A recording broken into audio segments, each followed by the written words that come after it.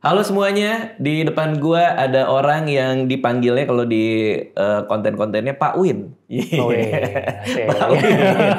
Asah pola pikir ya, bener gak sih? Iya, Iya, bener. asah pola Asah pola pikir. pikir. Pak Win karena udah sering masuk ke FYP gue tuh, TikTok. Oh, iya, ada. FYP gue kan Oke. cewek-cewek seksi Pak Win, cewek-cewek seksi Pak Win. Kapan Pak Win seksi nih? Terus tadi pas dateng kita salaman kan, terus gue bilang Pak Win gitu. Terus kata Pak Winnya Win aja. Kan gue penasaran dong, berarti umurnya kan. Umur lu berapa? 35. 35. Lebih muda dia daripada gue, ngapain gue manggil dia Bapak 11-12 anjir. lah, 11-12. Lebih muda dia, lumayan lagi bedanya. Aduh, ya udah Win aja ya manggilnya ya. Iya. Oke. Nama aslinya Cokro Wimantara. Cokro betul ya. Wimantara. Oke. Di sini tuh ada beberapa hal yang sebenarnya kalau konten-kontennya Win ini, kalau menurut gue nih, itu suka serem, takut. Iya, karena kalau gue nonton, karena kan gue nggak jago bisnis ya. Konten lu kan banyak soal bisnis kan. Kebanyakan bisnis ya. Dan biasanya konten-konten itu sketsa-sketsa, skenario-skenario yang di bisnis tuh kayak yang serem-serem gitu. Jadi pas gue nonton itu kayak makin gak mau bisnis gue. Oh ya? Karena serem-serem banget. Ada yang punya bawahan, terus bawahannya dikasih dikasih kebebasan buat ngurusin perusahaan. Kita owner nggak pernah ngurus, tiba-tiba bawahan bikin bisnis yang sama persis. Iya. Itu kan serem kan? Serem gak sih?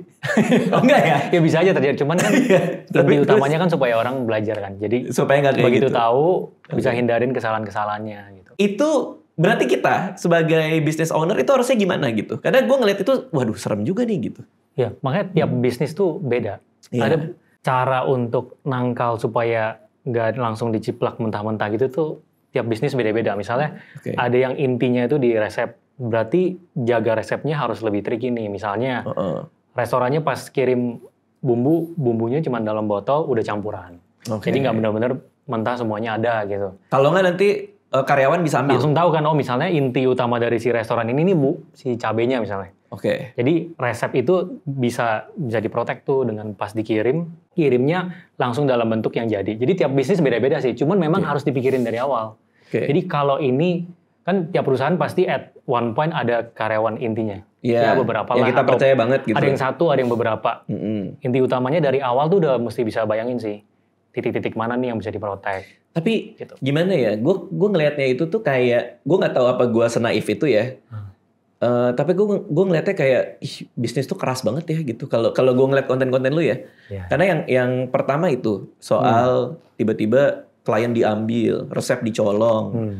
Maksudnya seberapa prevalen itu, seberapa mungkin itu terjadi di dunia bisnis tuh? Kalau bisnisnya di level UMKM, celahnya pasti banyak. Kecuali bisnis yang udah levelnya gede. Karena kalau gede ada skala itu menjadi barrier. Tapi kalau masih kecil, menengah tuh sering terjadi. Apalagi yang inti utama dari bisnisnya cuman karena megang klien A. Terus si karyawan intinya megang klien ini juga nih. Ya dibawa pergi. Jadi di level yang menengah ke bawah sih lebih banyak sih. Itu kalau cerita-cerita kayak gitu, terutama yang kayak tadi ya, yang tiba-tiba di hijack gitu, atau diambil semua sama karyawan ya. Itu dari pengalaman nyata kah atau kalau teman cerita yang karyawan jalan sendiri itu dari kenalan. Ada yang gua kenal, iya. Tapi restoran sih, it's not bisnis yang di luar restoran. Ini F&B sih kejadiannya. Berarti lo tuh awalnya, ini kalau bicara kontennya ya, berarti dulu itu nggak pernah bikin konten sama sekali kan? Awalnya mulai 2020. 2020. 2020 pas pandemi tuh. Itu pas pandemi. Berarti sebelumnya pebisnis aja gitu? Iya. Benar. Apa bisnis apa dulu? Gua kan waktu itu masih fokusnya di Karta. Yang motor belakangnya kasih papan iklan. Itu dari 2016 tuh. Itu 2019. Itu wirausaha sendiri? Bareng bertiga. Oh bertiga, sama partner? Gue ada 2 partner. Ya ada beberapa yang lain lah, tapi on the side yang fokusnya itu di jam utama itu Karta. Jadi kita taruh papan iklan di belakang motor. Terus si pengiklannya lihat dikasih dashboard, dia bisa monitor iklannya. Misalnya ada 100 di Kota Malang, 100 di Medan, 100 Jakarta. Dia bisa lihat tuh di dashboardnya. Motornya di mana aja, tiap motor performanya berapa views gitu. View-nya bisa ketahuan? Ketahuan. Nah tapi kita memang masih manual. Jadi di setiap daerah itu kita ambil sampling. Jadi motor sepanjang hari kalau jalan itu berapa sih kira-kira views-nya. Nah waktu itu fokusnya di bisnis itu bertiga. Nah cuman di 2019 itu kan memang udah di-acquire. Dibeli? Perusahaannya, iya udah di-acquire locally. Berarti perusahaan yang tadi itu istilahnya apa? Advertising on site gitu apa namanya? Advertise out of home. Oh, Jadi out di of luar home. ruang. Di luar rumah. Iklan luar ruang, spesifiknya motor kan banyak tuh. Bus, stasiun, dan lain-lain. Nah kita tuh spesifiknya di motor. Berarti jual semua sahamnya? Mereka ngambil majority, jadi kita minority lah di company. Berarti sekarang masih punya kepemilikan? Ada kecil. Tapi bagi dividen dapat terus dong ya? Kalau bagi dapat. Kalau bagi dapat. Oke, berarti udah jual perusahaan motor ini, advertising ini, dapat cash dong pasti kan? Abis itu baru ke konten atau itu gara-gara bingung tuh? Iya, sebenarnya itu on the side kita ada ngerjain banyak project sih. Ada kita nyobain PPP ya, Public Private Partnership, Indonya apa ya? Itu kerjasama dengan pemerintah di Pekanbaru.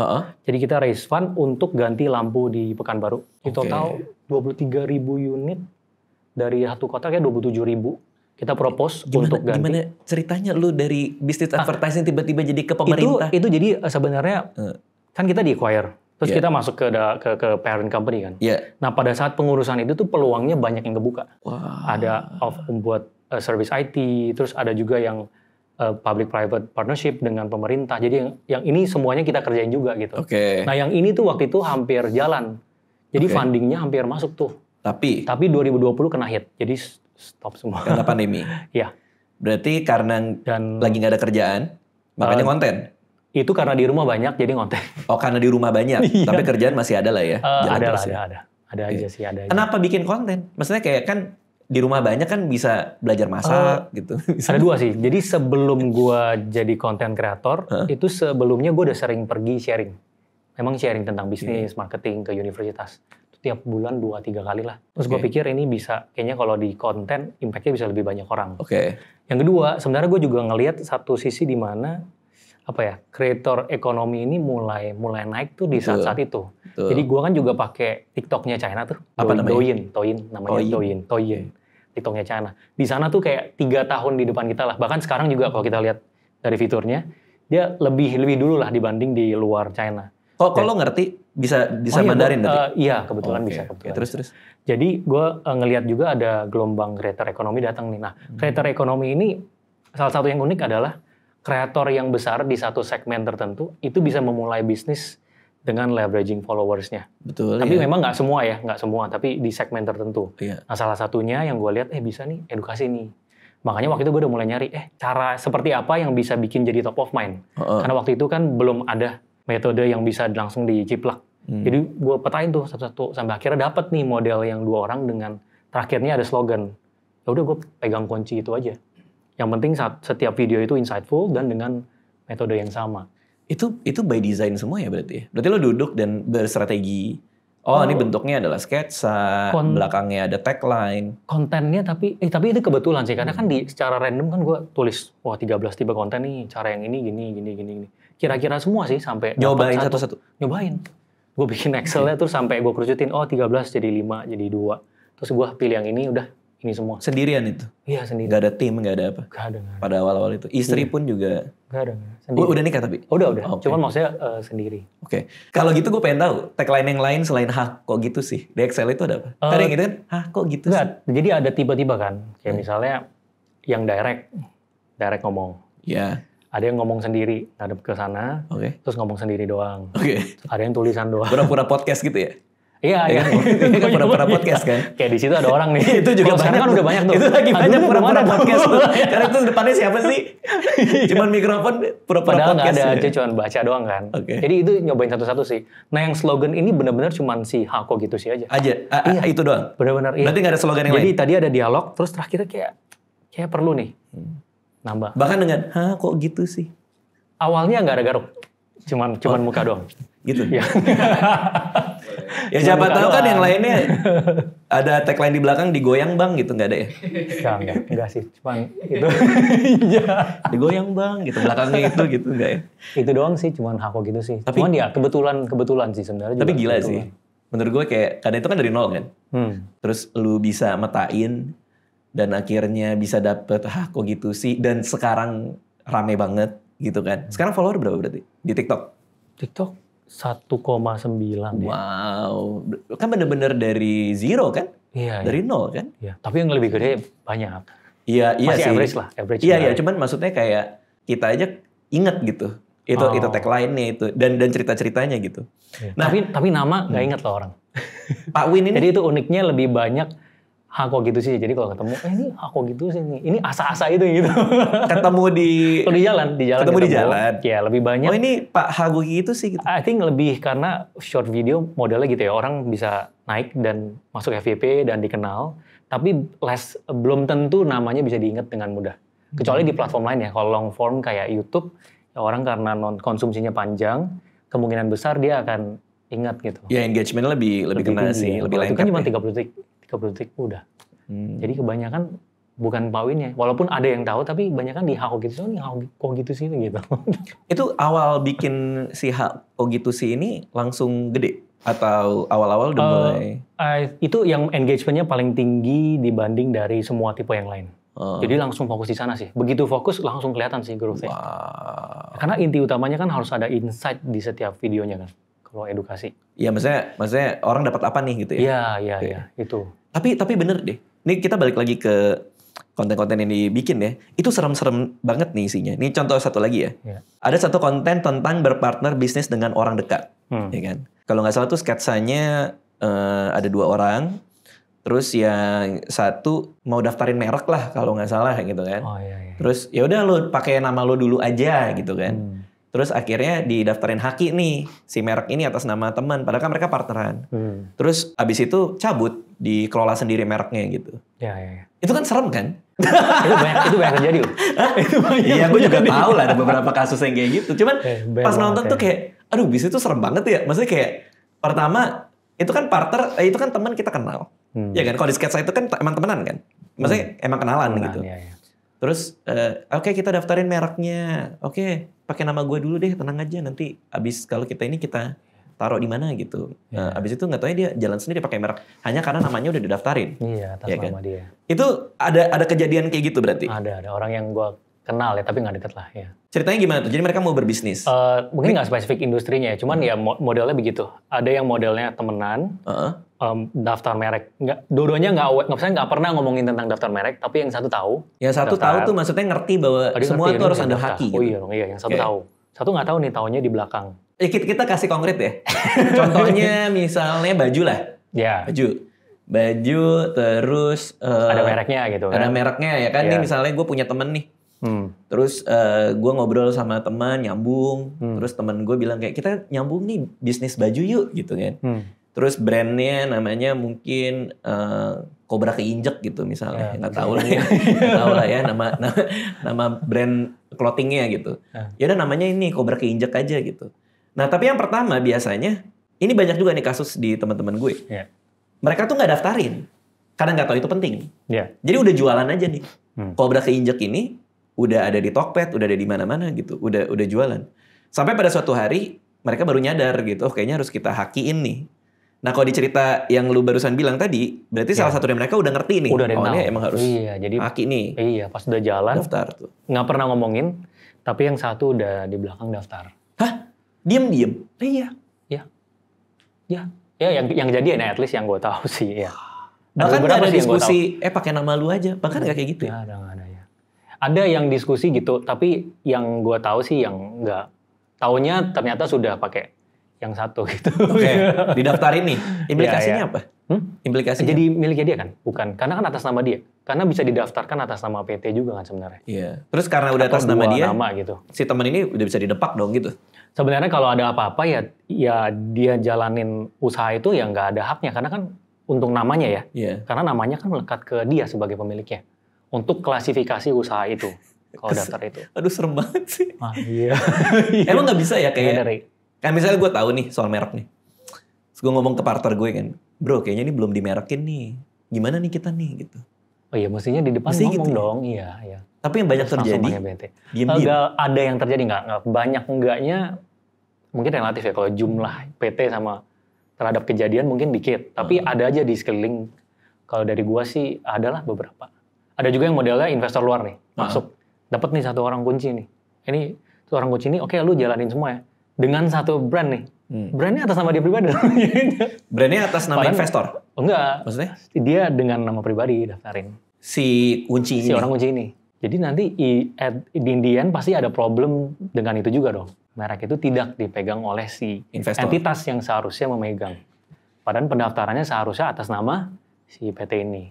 Wah itu bermasalah banget. Itu belum bermasalah, tapi pasti bermasalah di ujungnya. Pasti ada aja. Kayak idealnya si ular kejepit ini, keinjek ini. Hah? Gimana caranya? Misalnya gue bikin nih, clothing nih sama temen. Terus idealnya gimana? Kita bikin PT bareng. Iya, PT bareng langsung berdua. atas nama PT aja. Atau nggak daftarin sebenarnya 2 nama juga bisa sih. Oh bisa? Bisa. Gua yang Karta itu kan kita beberapa nama tuh. Karta kita daftarin, kalau merek nanti bisa coba cek ya. Kalau paten, kita kan daftarin paten sederhana buat motornya. Itu kita nggak atas nama PT awalnya. Masih pribadi langsung sama co-founder. Iya, orang juga suka kebalik tuh antara paten sama merek dagang ya. Iya, bilangnya paten gitu. Padahal kalau merek kan pendaftaran merek. Betul. Kalau paten kan beda. Teknologi kan. Kayak invensi gitu kan. Berarti paten itu bisa rame-ramean. Kalau merek dari yang pengalaman gue, paten sederhana yang gue daftarkan itu sama co-founder lain itu atas nama pribadi. Jadi lebih dari 1 orang. Seharusnya sih sama ya pendaftaran merek bisa. Tapi mesti tanya lagi sih. Berarti lo waktu itu duduk bareng gitu ya? Ini kayaknya kita punya teknologi baru nih. Kita pateninnya sama-sama kali ya gitu. Iya, tapi kalau gue jatuhnya bukan benar-benar teknologi, lebih ke desain yang dipakai. Makanya paten sederhana. Sesuatu yang sudah ada kemudian dirubah kegunaannya untuk fungsi tertentu. Jadi motor belakangnya kan ada pegangan tuh, yang orang bisa pegang. Itu diganti dengan bracketnya kita. Belakangnya jadi ada dudukan tambah papan. Yang belakang gini kan? Bisa ngiklan, ya. Berarti teknologi ini membuat orang nggak bisa pegangan ya, minimal pelukan lah ya. Lebih nggak bisa akrab lah. Bisa sender, kan bisa sender. Iya. Ada lagi nih tentang memberitahu ide ke orang lain. Kutipan ide itu gratis yang mahal eksekusinya kurang tepat. Nih menurut lu? Iya. Ide seharusnya tidak diceritakan ke orang yang bisa eksekusi karena bisa aja diambil dan direalisasiin. Perhatikan hal yang sebaiknya jadi rahasia. Berarti ini argumen lu adalah di kontennya. Kalau misalnya kita ngasih ide ke orang, itu bisa aja idenya dicolong gitu kan. Iya. Padahal gue tuh termasuk orang yang dari dulu ya, kalau ada ide itu biasanya gue cerita gitu. Ke siapapun. Oh oke. Karena gue menganut paham bahwa orang bisa ngambil ide gue, tapi orang nggak bisa ngambil eksekusi gue. Eksekusi, ya. Tapi kalau menurut lo, argumen lo itu bahaya juga tuh. Kalau secara umum masih oke, tapi gue nggak kurang, maksudnya kan orang bilang, semua ujung-ujungnya eksekusi. Oke. Idenya nggak penting. Sebenarnya tergantung siapa yang dengar sih. Karena kalau orang yang dengar misalnya kayak gue nih pengusaha restoran yang biasa jalanin restoran. Terus lu yang memulai sesuatu yang idenya unik nih. Wah gue bikin dengan produk makanan ini, positioningnya seperti ini, gue akan mainnya ujungnya seperti ini. Ide itu ketika gue dengar, gue bisa eksekusi. Karena lu punya kapasitasnya. Gue punya uangnya, gue bisa langsung mulai. Mungkin lu mesti cari pendanaan dulu. Lu mungkin masih meraba-raba pas mulai. Gue bisa dengan cepatnya ketika mendengar ide itu, yang mungkin ada sekelibet, oh kira-kira kayak gini jalaninnya, bisa dieksekusi. Oke. Dari gue sih begitu sih, tapi kan mungkin tiap orang pandangannya berbeda ya. Iya. Kalau gue biasanya semua ide gue omongin ke teman-teman anak gue umur 3 tahun, 4 tahun. Nggak mungkin lo bisa nyolong gitu. Soalnya kan masih... Iya. Itu sih. Nggak, cuma mungkin beda kalau di penulis ya. Iya. Kalau kami tuh di penulis, di komedian gitu. Kalau ada ide tuh, gue tuh biasa langsung ngomong gitu. Ah, oke. Karena nggak tahu, mungkin udah kebiasaan di komunitas tuh kayak kadang suka, gue ada ide ini menurut lu gimana gitu. Oh, oke. Nah, tapi skrip gitu pernah nggak? Kayak ngomongin ide skrip yang bagus nih, cerita yang bagus, terus dipakai gitu sama orang? Kalau dipakai sih enggak ya. Yang dari ide ya, ide terus tiba-tiba dipakai gitu. Itu enggak sih. Ya. Kayaknya mungkin di antara kami, kreator-kreator ini mungkin lebih, pertama mungkin ketemunya yang bener ya. Atau kedua mungkin ada semacam ethical code-nya gitu loh. Kayak, semuanya emang berpegang teguh. Nah, kayak gitulah gitu ya. Atau biasa rembukan. Kayak misalnya kadang teman-teman komik nih, stand up comedian, ngumpul bareng, terus si Rais gitu misalnya. Gue ada premis nih, ide buat ini. Terus dibantuin, habis itu gantian gue ya. Gue ada ide ini, terus dibantuin. Jadi kayak malah jadi saling... brainstorm bareng. Iya. Kalau bisnis justru yang bahaya ya. Kalau ketemu orang yang benar sih enak sih, malah kan tukar pikiran kan. Tapi emang godaan duit itu kali ya? Kayak, wah ini $1 million idea nih gitu. Iya, ada orang yang nggak, ya kemarin bisnis is bisnis, pertemanan. Ada orang yang, ya pokoknya gue bisa eksekusi, ya gue eksekusi. Oh yang di sini ada potensi, bisa digarap. Hanya dari ide dan dia ternyata bisa punya kapasitas untuk mengeksekusi. Tapi berarti dia mempertaruhkan hubungan pertemanannya dong, ya juga? Kenal aja sih, bukan deket. Oh. Nah, iya. Oh ya mungkin ya konteksnya kalau udah deket mungkin juga beda ya kan, ada nggak enaknya juga ya kalau kebanyakan orang kan. Terus ada juga ini juga serem juga nih. Kalau ditawarin bisnis franchise, harus hati-hati. Perhatikan proyeksi keuangan. hindari menerima angka proyeksi mentah-mentah. Karena kalau franchise tuh biasanya jualan tabel tuh biasanya kan. Proyeksi. Ya proyeksi itu. Bener tapi itu. Ya sebenarnya seharusnya sebagai pemilik franchise kan pasti optimis ya. Kita juga kalau jualan franchise pasti kan optimis. Optimis. Iya pasti segini sesuai dengan yang di pusat. Cuman kan sebagai pembeli harus bisa cross check juga gitu. Jadi kita tahu oke ini pasti proyeksi optimis dia. Coba dibedah dulu nih dari penjualannya. Gimana cara ceknya? Coba kita datang ke cabangnya. Tongkrongin aja weekend sama weekday kira-kira. Pasti dapat kisarannya, segini nih trafficnya. Konversi ke penjualannya berapa? Oke, cocok. Terus dari costingnya bener nggak? Jangan ini modelnya 2 shift dengan 4 karyawan tuh tulisnya 1 karyawan. Kan jadi jauh tuh. Profitnya jadi gede kan seakan-akan. Nah kita dibuat jadi sesuai dengan realitanya aja sih. Supaya dapat gambaran penuh. Tapi ya ujung-ujungnya franchise pasti ada resiko kan. Walaupun kita bikinnya di pusatnya rame, bikinnya juga ada bagus gitu kan, hitungannya semua ya pasti ada resiko kan. Kita nggak tahu. Selazim apa memang kalau ada bisnis franchise, terus si manajemen franchise-nya atau owner-nya itu datang ke kita, lalu ternyata datanya digede-gedein, cost-nya dikecil-kecilin, itu emang lazim atau? Enggak, kalau yang bener sih enggak. Kalau yang bener sih enggak, pasti enggak. Ya dia sesuai realitasnya lah, dia juga kasih, ada yang bener sampai kasih lihat pusatnya kayak gini nih, keuangannya gitu kan. Penjualannya gini kasih lihat. Tapi kan banyak nih yang jual franchise. Nah makanya kalau buat hindarin supaya enggak hanya beli karena lihat tabel, lihat data, ya kita harus proaktif buat ngecek. Contoh misalnya ada franchise datang nih, invest di sini nih gitu, terus dia punya tabelnya. Cara ngeceknya tinggal datang ke cabang gitu. Sebenarnya paling enak sih kalau si ownernya open juga. Jadi pas minta dia langsung kasih aja, nih pusat punya kayak gini nih, kita transparan kok gitu. Tapi kan sesuai dengan yang dia kasih juga bisa dimanipulasi kan? Nggak juga? Nggak, kalau kayak gitu kan kelihatan average. Ternyata pusat penjualan average-nya segini nih. Terus ini proyeksinya nih sesuai. Tapi kalau yang nggak bersedia untuk open dengan transparan, ya kita mesti cek sendiri ya. Salah satu caranya itu sih. Tapi kalau dia nggak open buat transparan, itu udah red flag juga nggak sih? Kenapa lo nggak buka ya gitu? Enggak juga sih, karena preferensi tiap ini ya, owner ya. Tapi kalau kita lihat dari sudut pandang orang yang punya franchise ya, untuk apa dia tidak terus terang soal cost, katakanlah gitu ya. Hanya untuk supaya orang beli franchise-nya, tapi kan habis itu nggak sustain juga kan. Sementara kan kalau franchise itu biasanya dapat dari bahan baku apa segala kan. Maksudnya kalau nggak sustain kan dia juga nggak dapat apa-apa juga kan. Soalnya sekarang maksudnya ada aja tuh yang modelnya dia emang income-nya dari situ sih. Maksudnya emang cuman mau jual aja sih. Lah, gimana? Banyak yang jual franchise, saya itu lepas. Cuman income-nya, ya dari situ dia nggak mikir long term. Sadly ada yang kayak gitu sih memang. Makanya proyeksinya dibuat bagus kan, gede-gede supaya banyak yang ngambil. Waduh, serem juga ya. Tapi ini nggak cuma di Indo loh. Maksudnya ini kan gue ada lihat case study di China. Kayak beberapa lah gitu ya. Sama juga, ada yang modelnya, si perusahaan ini cuma ngejual aja. Dan sempat ramai juga dibahas karena cuma jualan. Ya tapi emang gitu, maksudnya dinamika di dalam market ini yang jual franchise, ada orang yang kayak gitu loh gitu. Ada yang memang dia mau buat long term ya, buat bangun brandnya, ngincarnya mungkin tadi kayak di bahan baku, jadi franchise-nya juga ditekan. Tapi ada yang memang di sini gitu, jual-jual franchise aja.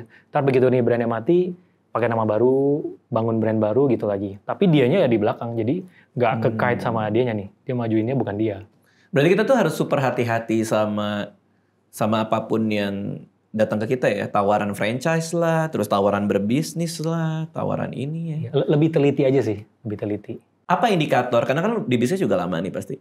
Apa indikator bahwa, kalau dari tadi kita ngobrol, kayaknya kuncinya tuh di orang yang kita bisa percaya gitu loh. Apa indikator kalau kita punya partner yang kita bisa trust gitu. Lu punya bullshit detektor gitu gak sih? Kayak, nih orang nih.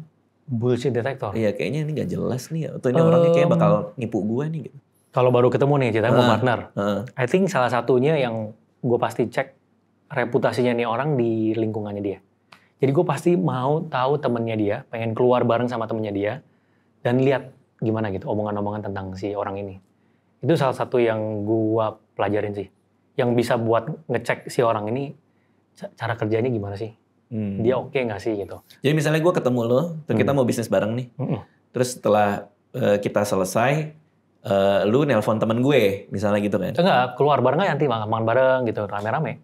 Sampai di titik ya kita juga kenal teman-temannya. Jadi karena disitulah dapat input-input tuh, banyak input yang kira-kira bisa tahu nih orang kayak gimana. Karena kalau nggak pernah kerja bareng sebelumnya, agak susah sih kalau cuma rely on dia punya cerita. Karena kalau gini kan cerita bisa bagus ya. Bener. Tapi pas jalan di lapangan kan boroknya baru semua kelihatan biasa. Oke, tapi bukannya itu bias juga? Katakanlah lo ketemu teman gue nih, Pandu Winoto gitu.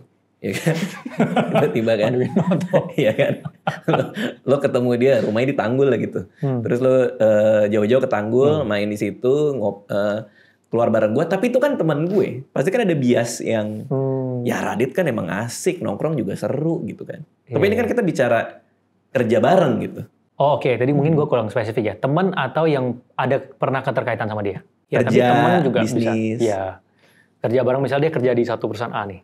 Okay. Ya teman-temannya kan lingkungan kantornya tuh. Ya keluar bareng biar bisa tahu gimana. Karena gue dulu pernah nih kerja bareng orang.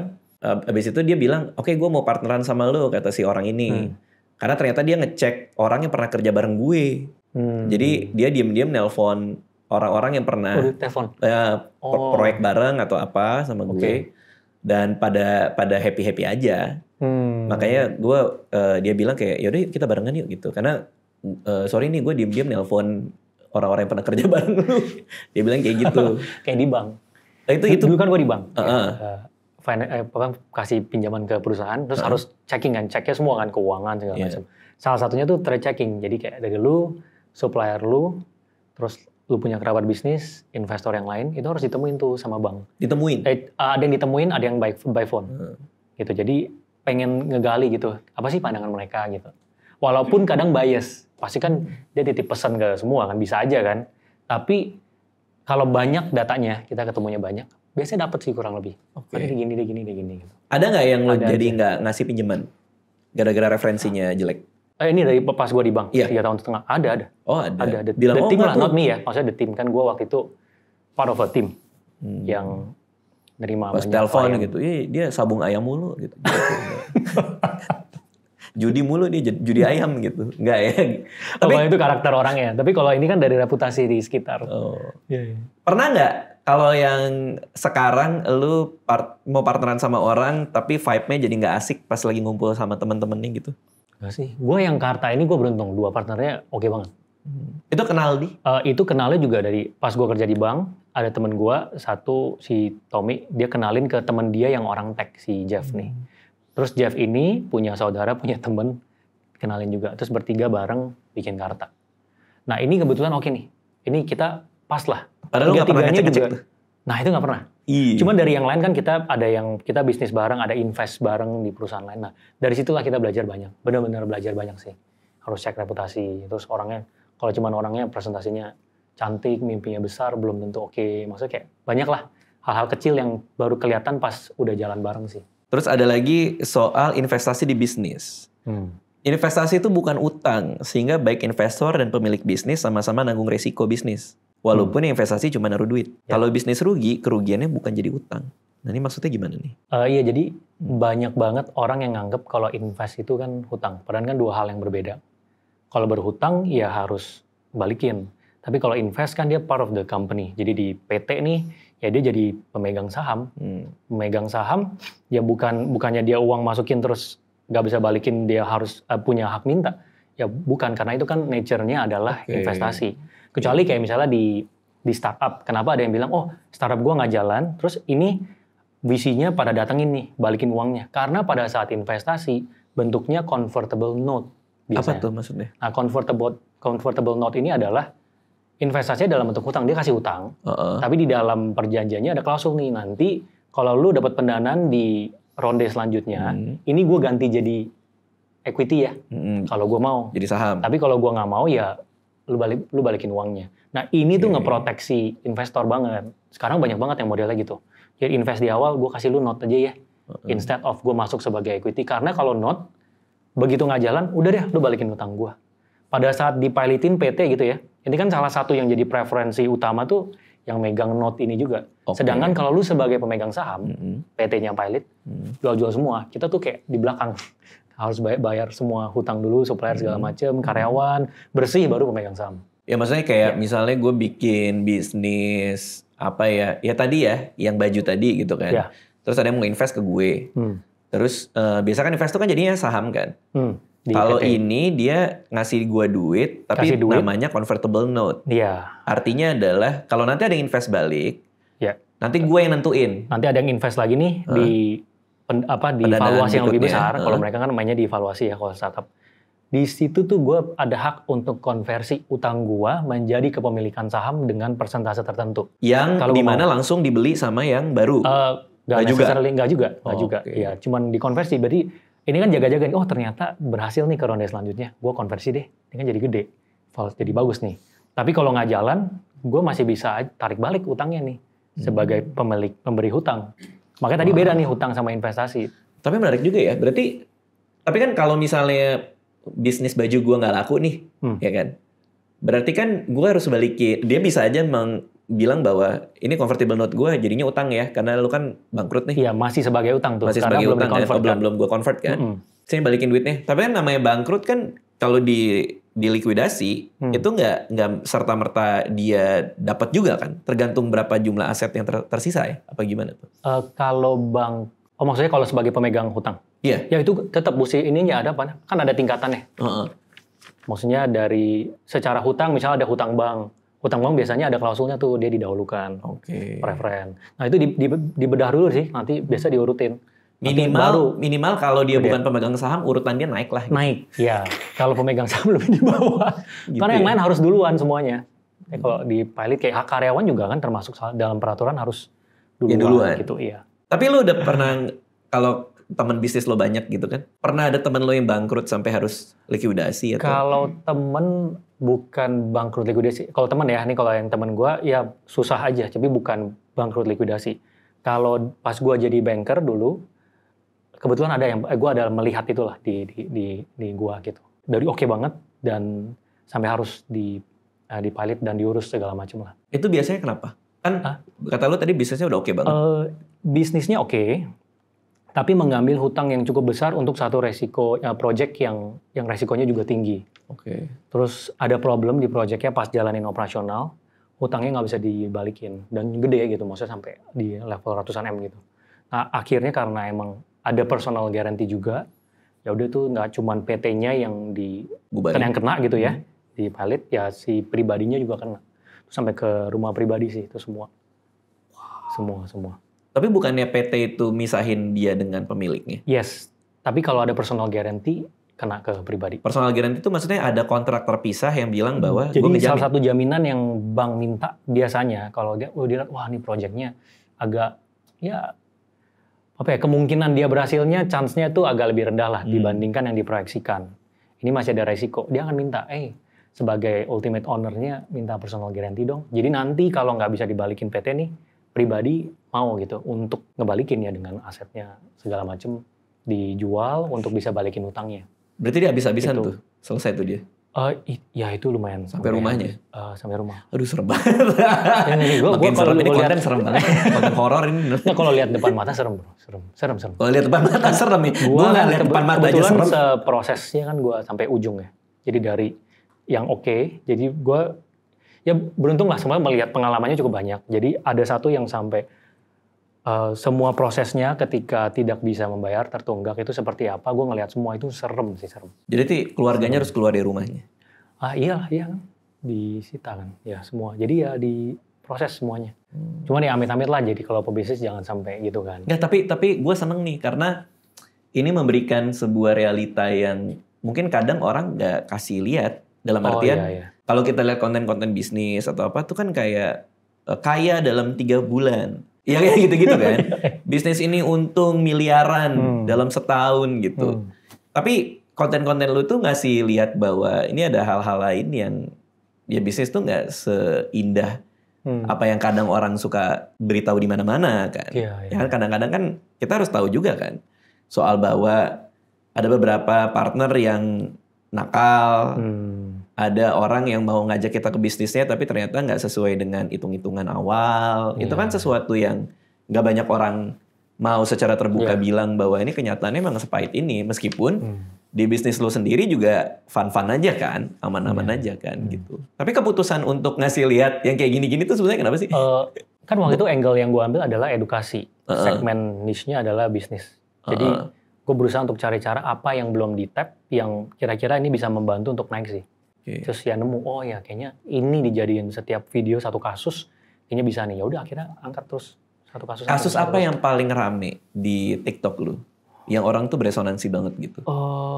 Partner bisnis rame. Partner bisnis yang kayak tadi bisnis, bukan yang rahasia bisnis. Apa tuh rahasia bisnis? Jadi orang cerita dia punya rahasia bisnis ke dia punya temen, terus temennya menjalankan hal yang sama. Rahasia bisnis itu kayak, bisnis gue tuh laku karena ini loh. Gitu. Ya, karena ini nih, gue ambil dari supplier ini, terus gue set ini, gini kan kedengaran kan kadang satu dua hal lah yang menjadi titik utama dari bisnisnya. Kedengaran terus dijalanin sama orang lain. Dicuri? Ya, kayak misal lu jual restoran ayam nih. Kunci di bisnis lu nih, di supply cabenya sama ayam misalnya, di bahan ayamnya nih. Terus lu ngomong, oh ya gue ngambil supply dari ini sama ini. Mentah-mentah ambil buat dipakai. Ya kan orang setelah tahu itu kan bisa langsung. Begitu dia tinggal cari aja. Itu buat memulai yang sama gitu. Karena temennya cerita. Ya ini analogi, iya cerita. Yang pertama adalah, kenapa dia cerita? Kenapa dia cerita ke orang gitu? Ada orang yang nggak nahan gitu. Nggak bisa nahan. Nggak bisa nahan buat cerita rahasia bisnisnya. Gini. Tapi ada orang yang jago ngorek loh. Ini ada loh. Jago ngorek? Misalnya gue sama lo nih ya. Lu nggak ngomong nih lu punya bisnis. Gue pengen tahu lu punya bisnis suppliernya diambil dari mana. Oke. Tapi cara gue adalah, kita keluar bareng dulu. Nanti gue hai sama lu, yuk main gini-gini. Lu gini, yang di tempat lain tuh suppliernya dari ini loh. Lu supplier di mana? Nah lu kalau nggak sigap tuh, keceplos. Oh gue supplier dari ini. Dapat. Tunggu, bentar. Ada orang. Iya bisa yang aja. Sudah meniatkan nih dari rumah nih. Ada orang yang kayak gitu. Dia udah niat nih. Gue udah niat dari rumah nih. Maksudnya ada orang yang bisa ngegali gitu. Ya. Tapi ada nggak yang seniat itu? Ada orang seniat itu. Ada orang kayak, bro nongkrong yuk. Padahal dalam hati dia mau tahu supplier gitu. Bukan, maksudnya ya dia ngegali itu dengan secara senatural mungkin. Ya namanya kan orang banyak macam ya. Karena ini. Ada bro. Aduh ini gue jadi cerita temen gue nih. Temen gue itu pernah kerja. Waktu itu aneh banget karena baru lulus kuliah. Habis itu kita kerja berapa tahun ketemu lagi nih. Terus dia cerita dia kerja di bagian business intelligence. Terus gue kan nggak ngerti ya business intelligence apaan gitu kan, karena itu baru gue denger tuh. Jadi kerjaan dia tuh mencari rahasia-rahasia bisnis. Jadi kayak dengan nyamar jadi apa lah gitu, emang ada bener kayak gitu. Itu kalau itu gue nggak tahu rahasia bisnis. Yang ada sih masukin ke kompetitor. Nah itu adalah gue. Ada misalnya restoran gue nih. Ada satu restoran dia kompetitornya ada 5 di satu daerah. Dia ada beberapa karyawan kepercayaan nih. Dimasukin buat lamar kerja di sana. Buat apa? Buat tahu datanya. Jadi tiap minggu dia ada datanya nih di dalam tabel. Perusahaan A segini, perusahaan B segini, perusahaan C lagi turun nih, D lagi naik. Kurang lebih jadi tahu petanya seperti apa nih di dia punya segmen. Ada beneran. Gila itu kayak film-film sih. Iya. Kayak film spy gitu loh. Waktu itu gue pernah ya dulu buka escape room kan di tahun 2000 ini kejadian 2016. Oke. Seru tuh escape room tuh. Terus ada puzzle segala macam. Tapi gue doyan banget itu. Waktu itu tuh ada satu kompetitor yang cukup oke. Karena pas kita lagi naik-naiknya, manajernya datang. Aku baru resign nih. Terus pengen lamar di sini ada kerjaan, nggak apa aja boleh deh dari paling bawah. Ini beneran nih. Terus kita kisah nyata nih. Nyata sama shareholder kita kayak, jangan. Ini kayaknya sih arah-arahnya ke sini nih. Kita worst case-nya apa nih?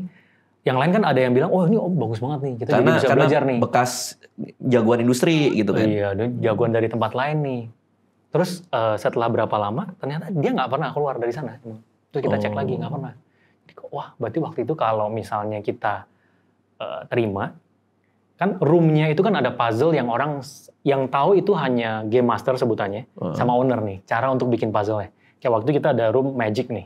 Kita masukin ke dalam kotak, satu barang, tutup 5 detik buka kotaknya barangnya berubah padahal nggak ada apa-apa barang bisa berubah. Nah, hal-hal yang kayak gitu kan teknologinya maksudnya ya. Tekniknya lah. Iya. Nah dia dalam ranah escape room kan itu kan inti dari yang dijual kan. Kalau escape room lain nggak bisa buat pengalaman yang sama ya ini hanya ada di kita. Jadi orang datang ke kita. Jadi kita pikir berarti kalau waktu itu dia masuk mungkin segala sesuatu yang sudah kita invent nih dia bisa ambil nih. Karena di tempat dia kita tahu nggak ada gitu. Waktu itu kecurigaannya gitu kan? Kecurigaannya gitu. Suuzon-suuzonnya gitu kan? Ya, walaupun belum tentu. Belum tentu kan dia kayak gitu. Tapi pas kita lihat ternyata masih kerja di sana. Orang masih di sana sebagai manajer juga. Jadi, tapi kan bisa aja dia kayak, kan suka ada tuh orang iseng-iseng tuh. Kayak misalnya dia kerja di suatu tempat, Terus kayak lo ada lowongan nggak gitu? Kalau lo terima gue baru cabut. Tapi kalau nggak ada dia kan balik lagi, bisa aja kan? Bisa aja ya. Tapi waktu itu dia bilang sih udah keluar. Waktu itu dia bilang gitu. Per bulan itu udah keluar. Tapi ya ini kan semua hanya nerka ya. Iya. Cuman melihat posibilitasnya aja. Dan karena menimbang-nimbang, lebih baik berprasangka buruk dulu nih, ketimbang kenapa-napa. Karena gitu kalau itu terjadi kan, wah berarti kita jadi nggak ada value nih. Semuanya langsung dioper ke sana kan. Berarti emang nggak tenang juga ya? Hah? Berbisnis itu ya? Yang kalau udah gede banget tenang lah. Kalau udah gede banget, investornya ramai, kita agak mundur, tenang. Cuman kalau masih kecil ke gede, itu mesti banyak yang dipikirin sih. Lo pernah disantet nggak? kan bisnis kan suka gitu kan, kayak kirim-kirim gitu, tiba-tiba buka pintu ada komodo gitu, nggak ya? Nggak itu bercanda ya. Oke, gue mau ngomongin yang bagus-bagus deh sekarang ya. Karena Pak Win ini kan misi utamanya menciptakan 10 juta pebisnis andal. Bener ya? Dari konten-konten yang dibikin. Dan sekarang bikin Growin.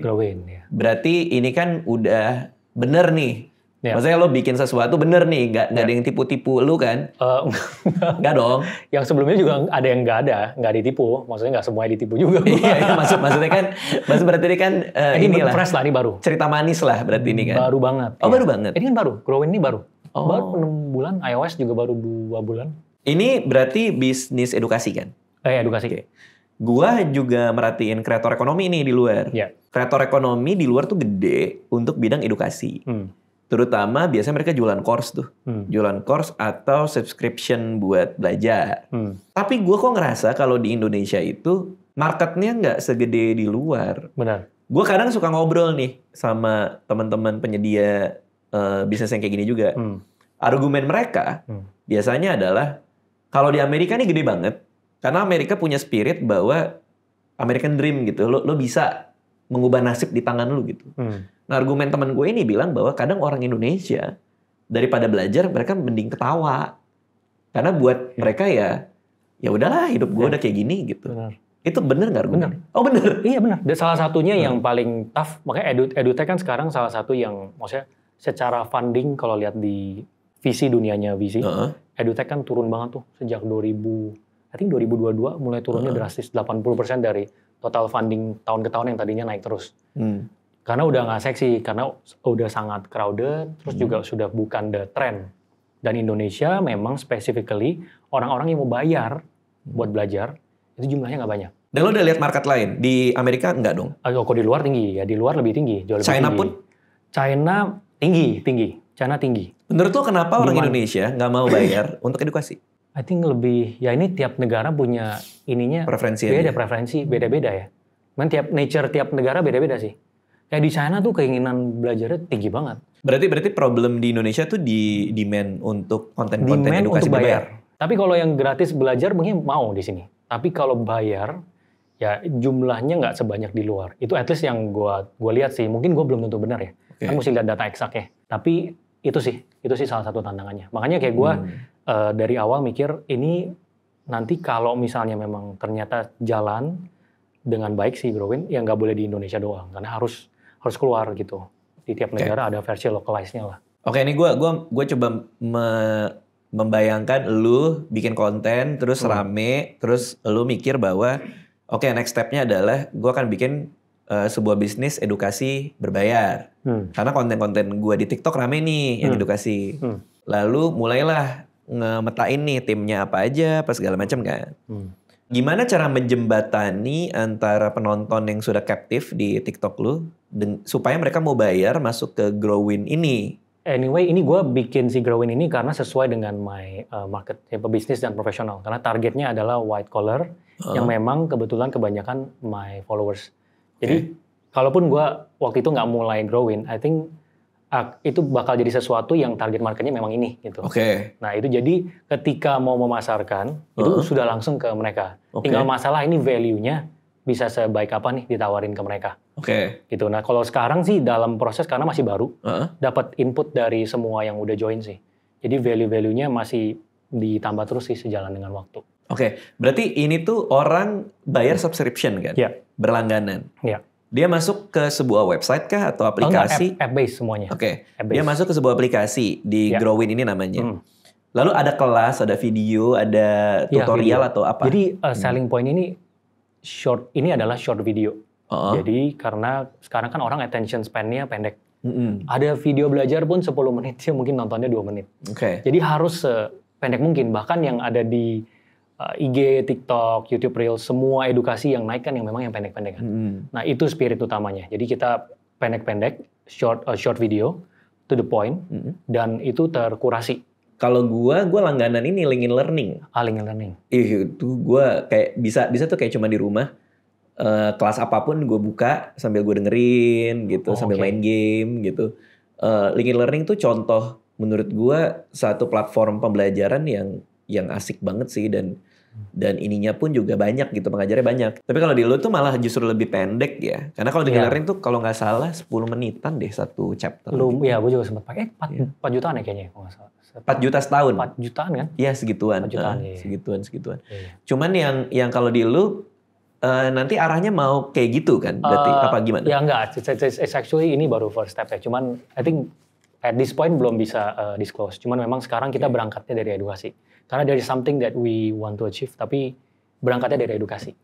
Ya. Orang bayar dapat akses ke video. Untuk konsultasinya adakah?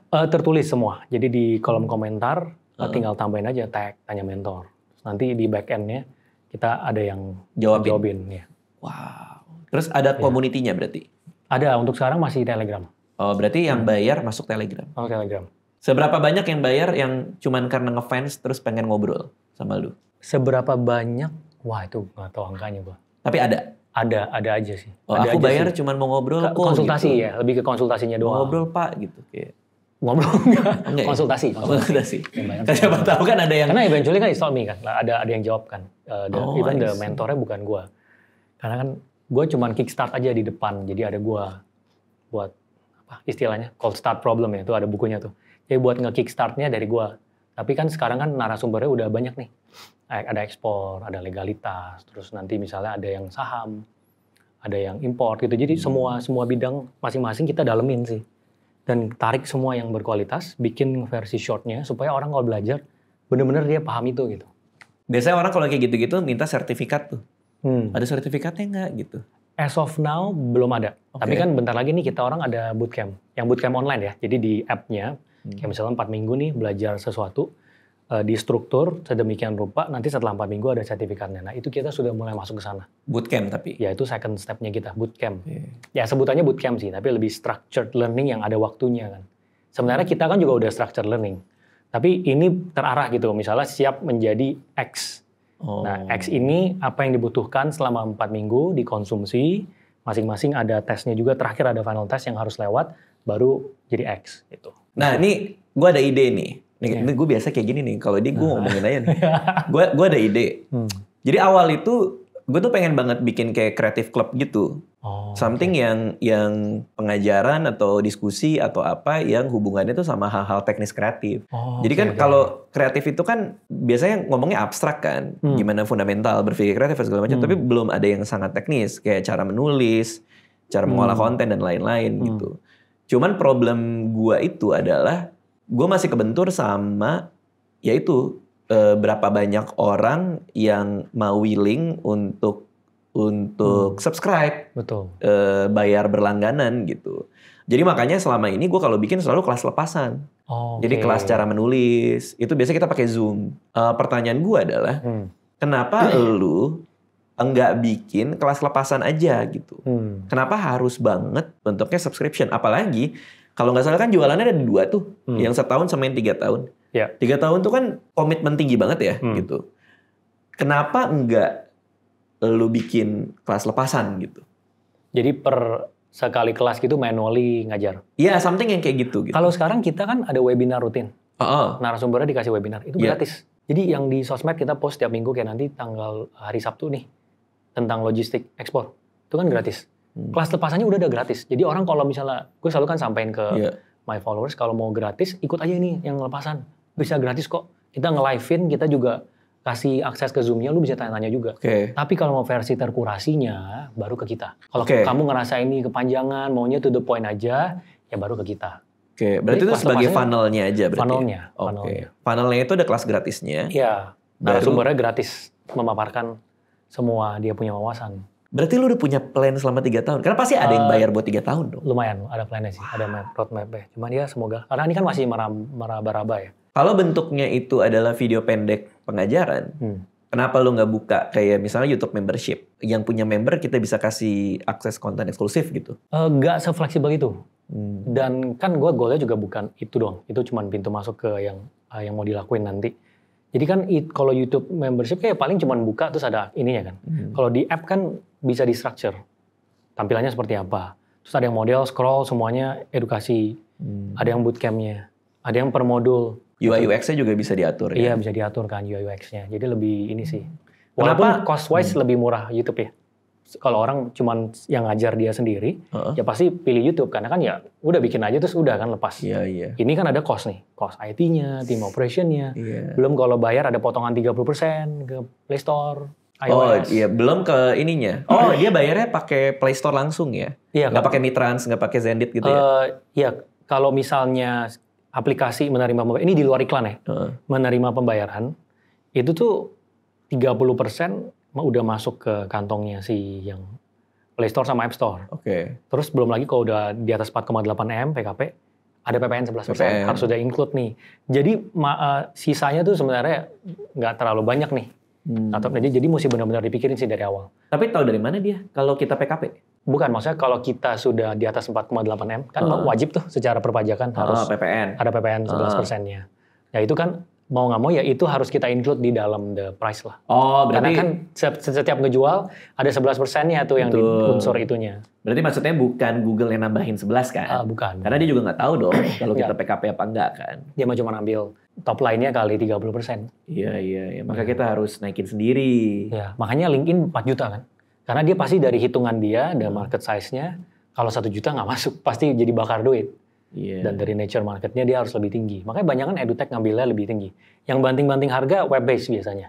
Kalau banting harga mainnya di aplikasi, bukan yang main premium, itu susah buat survive. Ya, karena ada cost-nya per bulan kan lumayan. Nah itu pertanyaan gue juga. Gue itu ada website di radityaedika.com. Itu gue jualan barang digital gue. Jadi kalau mau nonton stand up comedy gue yang tur-tur sebelumnya itu bisa beli di situ. Kelas juga ada. Nah pertanyaannya adalah kenapa nggak web based? Karena web gue itu di handphone juga gampang, mobile tinggal pencet. Web based itu ya mungkin ini downside-nya dari I think yang di luar US ya banyak. Web based itu bisa direkam. Jadi kalau di web ya banyak versi yang dijual versi apa ya? Misalnya Raditya Dika ada yang rekam terus jual di e-commerce. Orang beli dengan murah. Itu ada celah itu loh. Iya betul. Dan itu kalau nggak tahu jangan ya itu nanti legal gue nyuratin nanti. itu ada tuh ada. Ada if you check ya kalau orang-orang yang lain yang web based ada aja nanti yang jual. Itu di tiap negara, I think di luar US ya terjadi aja sih. Makanya kita sekarang masih fokusnya udah app based sih karena app bisa dikunci. Walaupun dia bisa rekam pakai handphone lain, tetap bisa dikunci. App-nya sendiri nggak bisa di screenshot, nggak bisa di record. Bener sih. Tapi kalau gue, semua stand up gue daftarin. Bukan cuman merek ya. Tapi bagian dari pertunjukannya, video sama audionya, itu secara legal kita daftarin. Pure satu performance. Jadi kalau misalnya amit-amit ada pembajakan atau apa segala macam, posisi hukumnya itu kuat banget gitu. Si Panji pun juga kayak gitu. Kalau Panji bahkan sampai...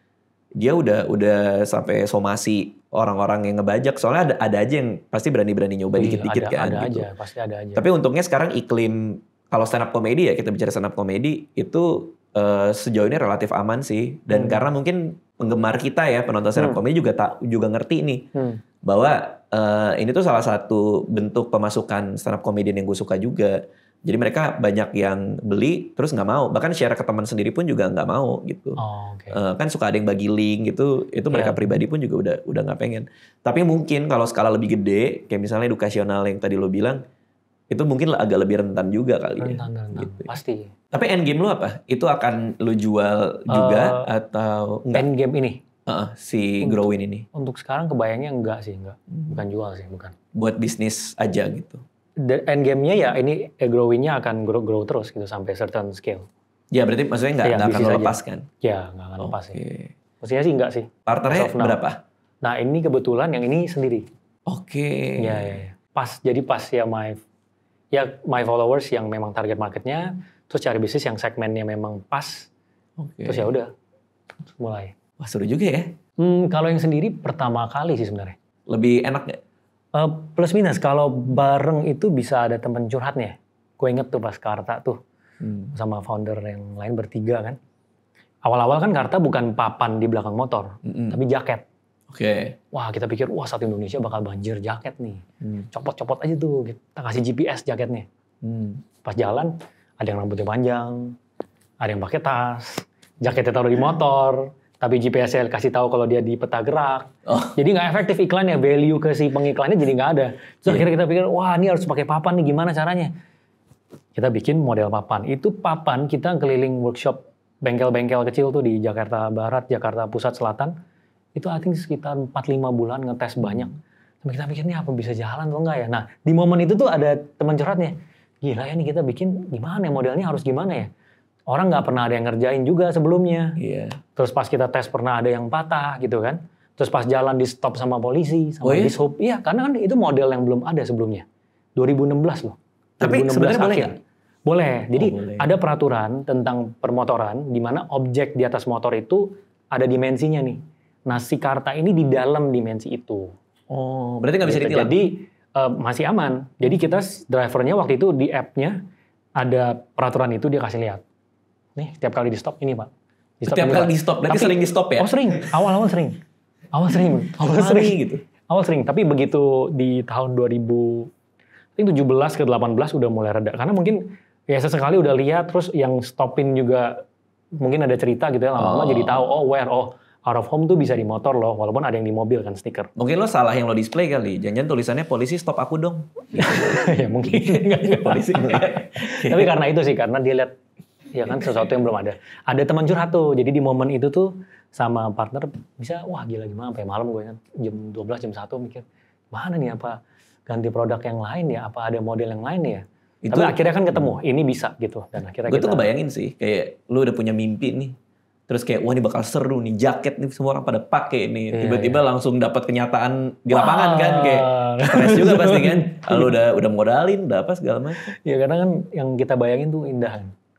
Ini bakal gini, bakal gede banget. Tapi pas jalanin yang nggak segampang itu, dan belum tentu yang dibayangin tuh yang ujungnya seperti itu belum tentu sih. Kenapa kita jarang ngelihat itu sekarang di as of now ya? As of now, ads itu I think karena mendekati bulan Februari ini. Brand itu banyak yang hold.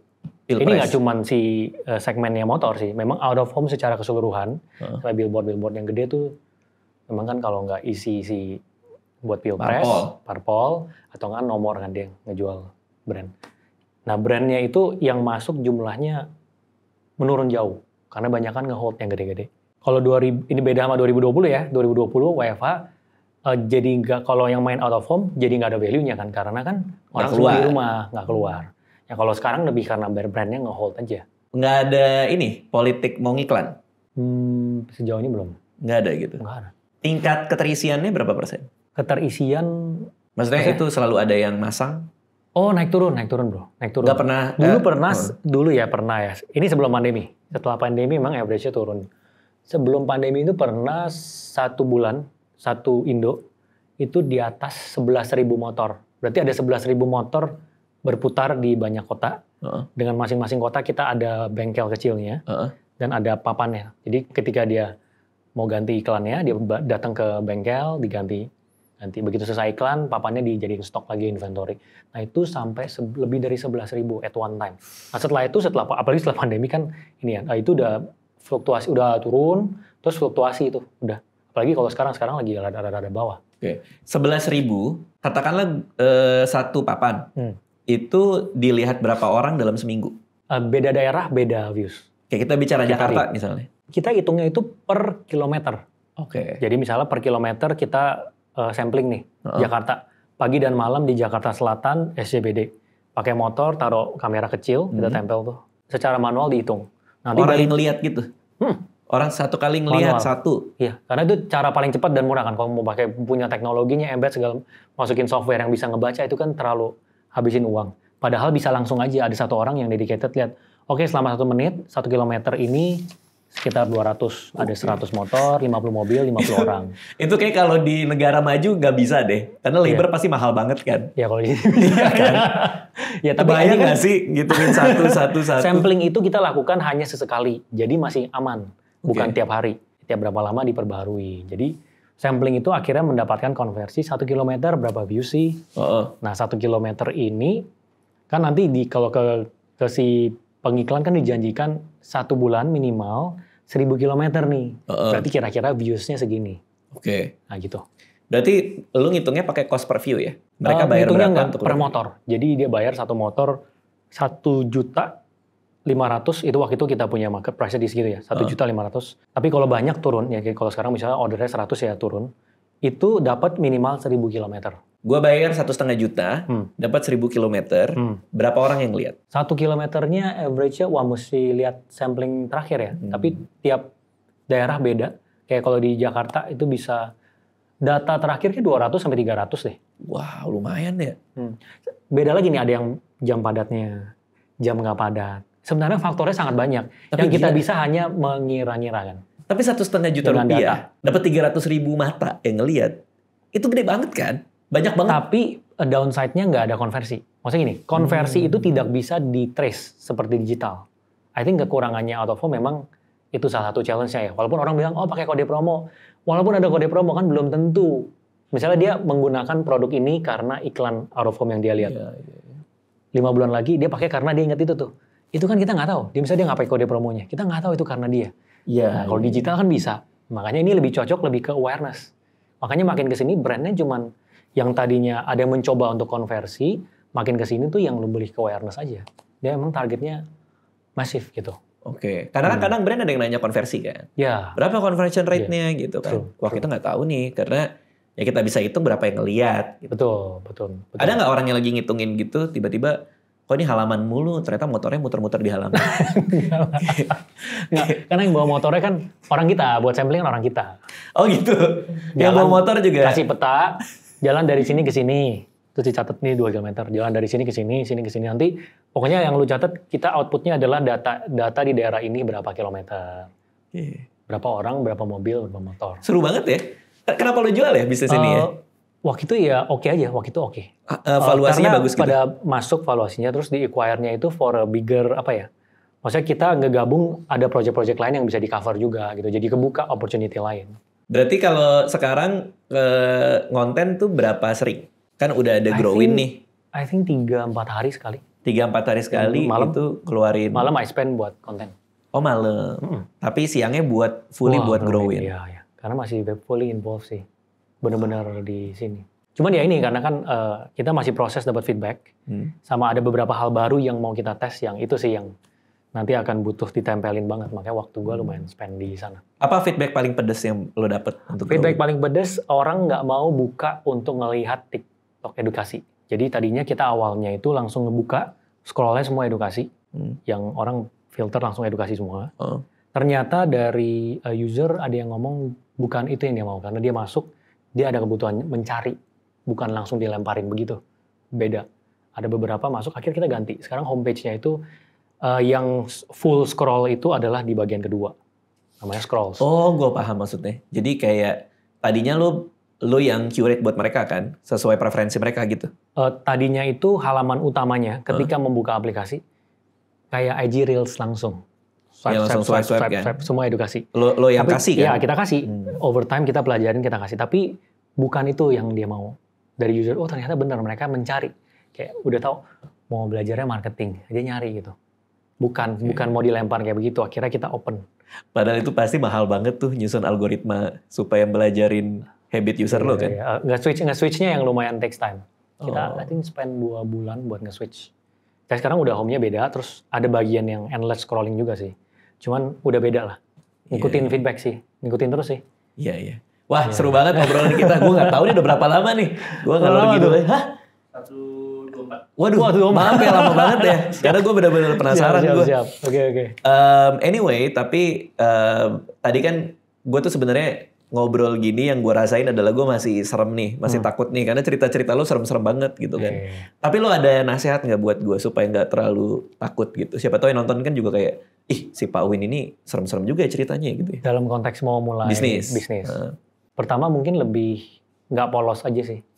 Yang itu yang nomor satu nggak polos. Jadi kadang kalau ketemu sesuatu ada sisi negatifnya yang dipikirin dikit, posibilitas yang mungkin terjadi. Setiap kali mindsetnya harus kayak gitu. Yang kedua mungkin ini sih, jangan apa ya. I think kalau bisnis kan modelnya nyoba 9 berhasil 2. Oh, nyoba 9 hal. Kita nyoba banyak hal. Biasanya yang berhasil sampai benar-benar gede banget tuh cuma 1 atau 2. Nah itu mindset itu juga harus diingat gitu. Jangan sampai baru nyoba 1 nih, udah nggak mau lagi gitu ya. Karena kayak gue bukan di bisnis nih. Padahal sebenarnya ini ada banyak faktor ya. Salah satunya faktor keberuntungan dan faktor tepat momennya kita mulai sesuatu. Itu yang kadang itu bisa ngerubah segalanya sih. Itu gain-nya besar. Berarti maksud lo adalah sering-sering banyak coba? Iya, harus terus mencoba. Tapi seberapa kapan waktunya gue tahu gue harus fokus di satu hal ini gitu? Kalau harus banyak nyoba? Fokus dong. Setiap kali nyoba, 1 fokus. Fokus, jangan banyak. Justru itu harus fokus. Cuman ketika yang ini nggak jalan, ya coba lagi, ada lagi yang satu lagi gitu. Jangan stop. Karena ada orang kan yang stop. Justru banyak kisah-kisah, kayak apalagi uang lama ya, orang-orang kaya lama. Itu ya bukan di yang pertama yang dia coba. Jadi dia nyoba sampai berapa kali, ada yang mungkin sampai 9 kali, 10 kali. 10 kali ini baru yang benar-benar merubah segalanya. Yang gain-nya paling besar. Yang lainnya semua ketipu lah, rugi lah, segala macam gitu. Ya mudah-mudahan nanti gue dapat partner yang cocok buat bisnis gue ya. Gue ada ide rental behel. Rental behel. Iya khusus singa jantan tuh. Makasih semua yang nonton ya. Oke, thank you.